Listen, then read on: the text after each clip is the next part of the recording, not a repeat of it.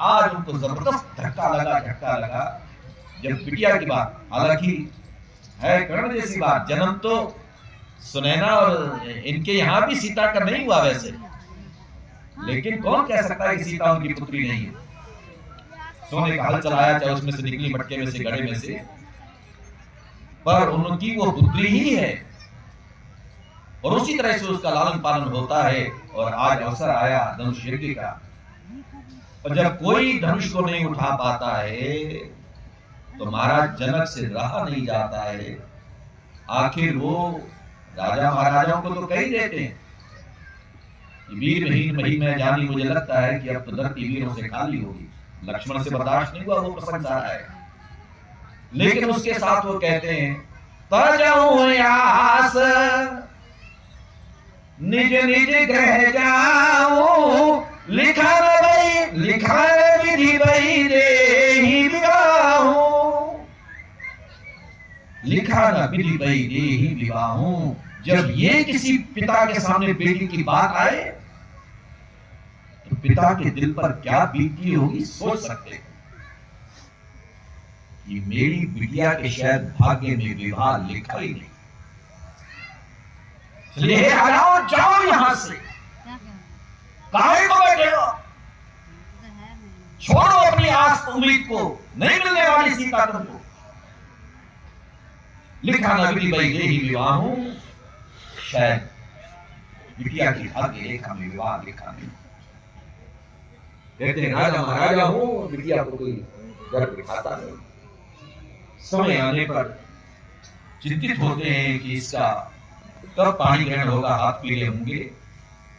और आज एक उम्मीद बनी थी, प्रतिज्ञा तो कर ली, लेकिन उनको था कोई तो आएगा महाबली शक्तिशाली, सशक्त हाथों में दिया जाता है। बिटिया का हाथ कमजोर हाथों में थोड़ी पकड़ना है, कोई सशक्त होगा, बाहुबली होगा, मजबूत होगा, वो होगा जो धनुष को उठाएगा, वही परख हो जाएगी उसकी। ये महाराज जनक का एक तरीका था अपनी बेटी को एक मजबूत हाथों में देने का, और वो हुआ भी सही। ठीक है, राजा महाराजा नहीं उठा पाया, लेकिन श्री राम जी का नंबर आया, उन्होंने उठाया। और आप सबको पता है कि श्री राम ने उस शक्ति का क्या एक सबूत दिया, मिसाल कायम की कि मैं इसका पानी ग्रहण करके आया हूं, इसका हाथ पकड़ के आया हूं। महाराज जनक ने मुझे सौंपा है, सुनैना ने सौंपा है। हे महाबली शक्तिशाली राजा रावण, तेरी सोने की लंका और एक लखपत सवार कराती तेरे, और इतनी बड़ी बाहुबल सेना तेरी लंका की ईंट से ईंट बजा दूंगा। मेरे गुरुदेव ये शब्द बोला करते, सोने की लंका थी बेशक, लेकिन मेरे गुरुदेव कहते थे, वो कहते थे कि प्रभु श्री राम ने लंका की ईंट से ईंट बजा दी कि मेरी भार्या का हरण करने का तूने दुष्प्रयास किया और भुगतना पड़ेगा तुझे। और सबको पता है भुगतना पड़ा, वो आज तक भुगत रहा है, बल्कि हर साल अब भी उसका पुतला जलाया। लेकिन उस समय तो जबरदस्त भुगतना पड़ा, सारी लंका तबाह हो गई, धू धू करके जली लंका सोने की। और सारे वो निकल सवाल नाती रावण का दिया न बाती, वो दिया बाती करने वाला भी नहीं बचा, सब समाप्त हो। तो महाराज जनक ने यहाँ पर प्रतिज्ञा सही की थी कि धनुष को उठाने वाला ही मेरी इस पुत्री का पति होना चाहिए।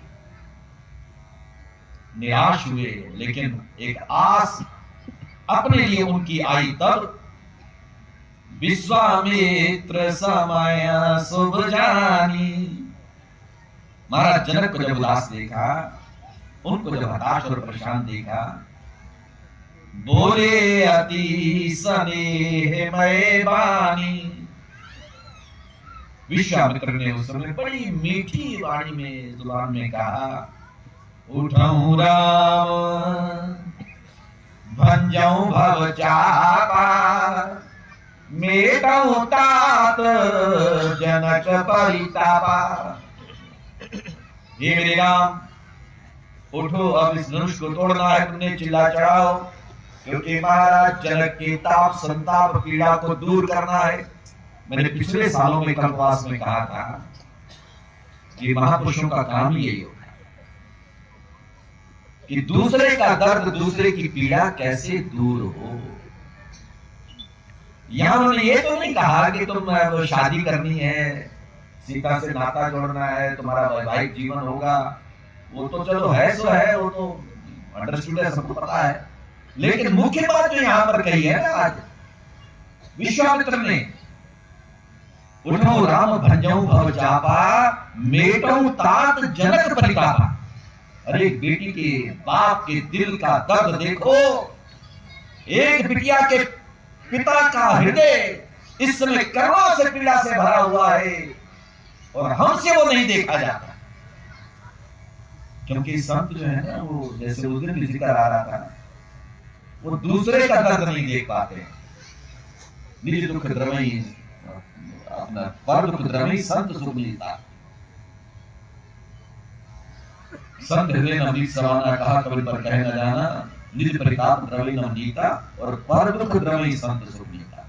दूसरे के दुख से द्रवित होते, उससे पिघलते, मेटम ताप जनक परितापा, ये सब हुआ। लेकिन उसी में राम जी खड़े हो गए। जो बात मैं कहना चाहता था आप सबके लिए, श्री राम जी खड़े हैं, खैर देवी देवताओं को मनाने लगे, सब गुरुदेव को मनाने लगे, धनुष के पास खड़े हैं, सबकी वहां आंख मूंद करके, बंद करके, मान लो अंतर्मन से उससे तार जोड़ने लगे। लेकिन जब आंख खोली ना, आंख खोली तो सीधी उनकी सीता की आंख से आंख मिली, वही वाटिका की तरह। और जब उस समय, क्योंकि उस समय सीता सबसे ज्यादा अधीर हो रही थी, और उन्होंने जब देखा कि सीता इतनी अधीर हो रही है, कहीं ऐसे ना हो कि उसका दम निकल जाए, प्राण निकल जाए, क्योंकि उसे लग रहा था कि पता नहीं उठा पाएंगे कि नहीं उठा पाएंगे। तब उन्होंने कहा कि अब मुझे देर नहीं करनी चाहिए। काबर साजब कृषि सुखाने, वो किसानों के जीवन को भी जानते हैं कि किसानों के जीवन में फसल जब हो और बारिश तब न हो जब आवश्यकता है, और तब हो जब आवश्यकता नहीं है, तो उसका फायदा क्या। इंसान के जीवन में समय पर अगर काम ना हो, समय पर आप काम ना कर सको, समय का सदुपयोग ना कर सको, समय की बात इधर कही जा रही, तो जीवन फिर व्यर्थ चला जाता है।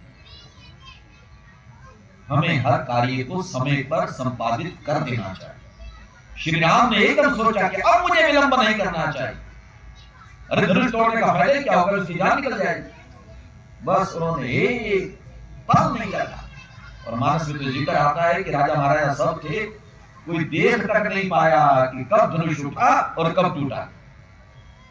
है एकदम और तोड़ करके दो टुकड़े करके फेंक दिया।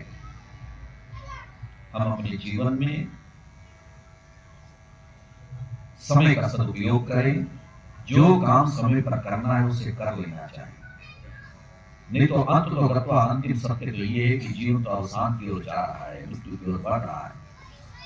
काल करे सो आज कर, आज करे सो अब, पल में प्रलय होएगी, बहुरी करोगे कब। अपने जन्म और जीवन को सार्थक करना है। हालांकि यहाँ पर भी आज के प्रसंग में भी जैसे राजा लोग तरह तरह की बात कर रहे थे, वहां पर बहुत बुद्धिमान राजा भी बैठे हुए थे। उन्होंने कहा भी हम तो भैया आज अपने जन्म के फल को पा रहे हैं, हमारा तो जन्म ही लेना सफल हो गया। दूसरे राजाओं से कहा जो अपने दाल बजा रहे थे, ठीक है धनुष नहीं तोड़ा तो क्या हुआ, हम तो सीता को वैसे उठा जाए, जंग कर देंगे, आज युद्ध हो जाएगा, सीता को छोड़ेंगे नहीं, देखते हैं उसको कौन लेके जाए। तब वो दूसरे जो समझदार लोग थे उन्होंने कहा काहे को गाल बजा, क्यों व्यर्थ की बातें कर। लेकिन अगर चलो ऐसा है भी सही कि कहूं जाई जा कहूं जोई भावा, हम तो आज जन्म फल पावा। चलो ठीक है जाओ, जिसको जो अच्छा लगता है जाकर के करो। लेकिन हमने तो आज अपने जन्म का फल पा लिया कि आज दिव्य मूर्ति कोई सामने है, साक्षात लगता है वो दुनिया को बनाने वाला आज धरती पर आ गया है। उसके दर्शन करके हमने तो जन्म का फल प्राप्त कर लिया। हम भी अपने जीवन में ऐसे जो प्यारे संदेश मिलते हैं कि अपनी आंखों को धन्य बनाएं, जीवन को धन्य बनाएं, जन्म को धन्य बनाएं। कर कर में प्रभु का दर्शन करते हुए, दीदार करते हुए मानव जीवन को, जैसे मानव जीवन की बात आ ही रही थी, इसको सार्थक मानते हुए, इसकी सार्थकता हो, ये सार्थक हो, क्योंकि सार्थक और निरर्थक में निकल भी कहा था, ये दो ही शब्द हैं। इसको निरर्थक नहीं जाने देना, इसका अर्थ होना चाहिए, सार्थक होना चाहिए। और सार्थक तब होगा जब इसको सफल करेंगे, फल सहित होगा। फल क्या है? परमात्मा का नाम लेते चलो, अच्छे काम करते चलो, अच्छा चिंतन करते चलो, और उसका दर्शन दीदार हो, अच्छे आप पर जीवन चले, प्रभु सब कृपा बनाए रखें, मंगल में सुख में जीवन बना रहे। अपने कर्तव्य पथ पर चलते रहना, किसी काम को करने में विलंब न करना, समय पर कामों को करते रहना, अपने कर्तव्यों का पालन करते हुए जो आपके सामने आपकी ड्यूटी है उसको निभाते चलो, आगे बढ़ते चलो। अधीर होना नहीं है, उदास ज्यादा होना नहीं है, घबराना है नहीं। मुसीबतें आएंगी, संकट आएंगी, रुकावटें आएंगी, लेकिन हिम्मत करके आगे बढ़ते जाओगे तो रास्ता मिलता जाएगा। प्रभु कृपा करें, आपका जीवन सबका सफल हो, मंगलमय हो, सुखमय हो। इतना कह के लेता हूँ विराम। जय श्री कृष्ण, जय श्री राम। सर्वे भवन्तु सुखिनः, सर्वे सन्तु निरामया, सर्वे भद्राणि पश्यन्तु, मा कश्चित् दुःखभाग् भवेत्। ओम शांति शांति शांति।